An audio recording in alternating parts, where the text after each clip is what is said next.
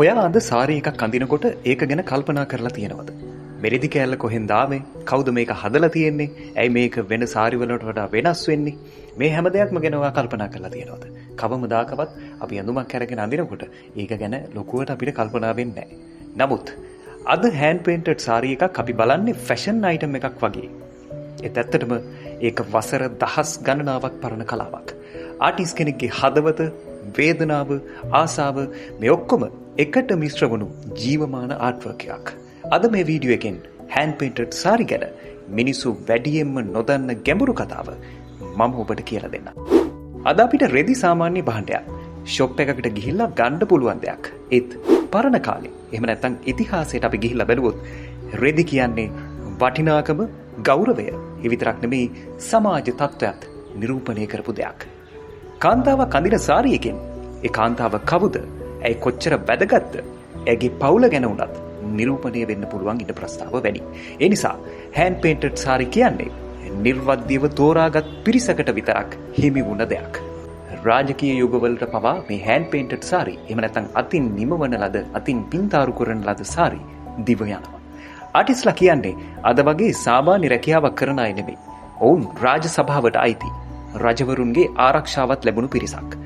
බිසවකට සාමාන්‍යයෙන් සාරි එකක් හදනකොට ඩිසයින් එක ඩිසයිඩ් කරන්නේ රැන්ඩම් නෙමෙයි.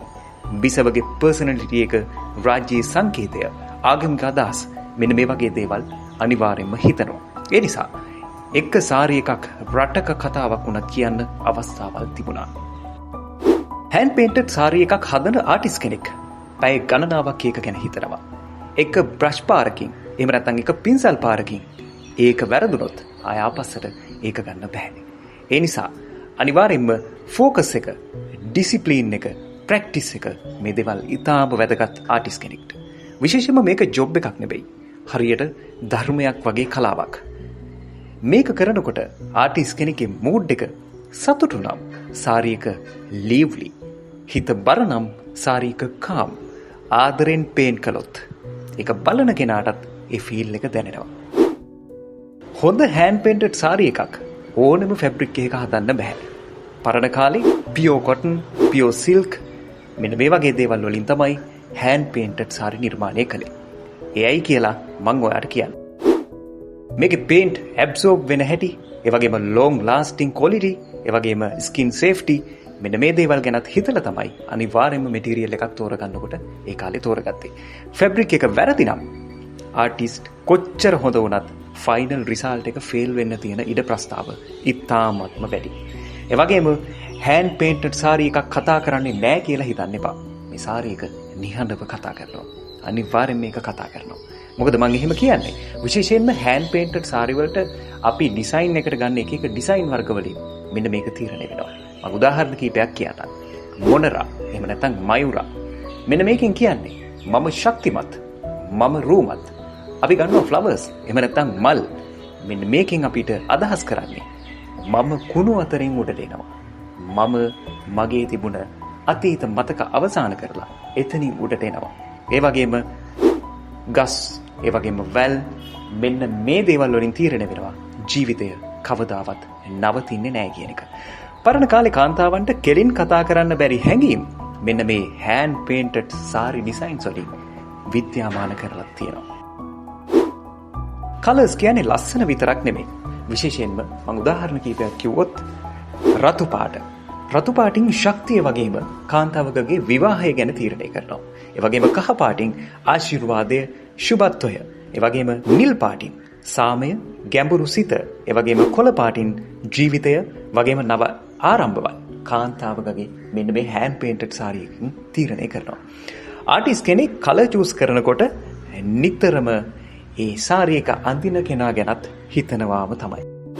වර්තමානයේ වෙනකොට ප්‍රින්ටඩ් සාරි කියලා જાතියකුත් තියෙනවා. හැබැයි මේ ප්‍රින්ටඩ් සාරි වලින් හෑන්ඩ් පේන්ටඩ් සාරි ගොඩක් වෙනස් වෙනවා. හෑන්ඩ් පේන්ටඩ් සාරි එකක් නිර්මාණය වෙන්නේ ගොඩක් හිමි, ගොඩක් ස්ලෝලි, ඒ වගේම එක්ස්පෙන්සිව්, ඒ වගේම රෙයා. ඒ නිසා තමයි මේ සාරි එක ස්පෙෂල් වෙන්නේ. මේක ට්‍රෙන්ඩ් එකක් නෙමෙයි, මේක විරල වටිනාකමක් තියෙන කලාවක්. ඒ වගේම හොඳ හෑන්ඩ් පේන්ටඩ් සාරි එකක් අම්මගෙන් දුවටත්, දුවගෙන් මිනිබිරියටත් යන්න තියෙන ඉඩ ප්‍රස්තාව වැඩි. ඒක ෆැමිලි මෙමරි එකක් විදියටත් පාවිච්චි කරන්න හොඳම දෙයක්. ඔයා දන්නවද?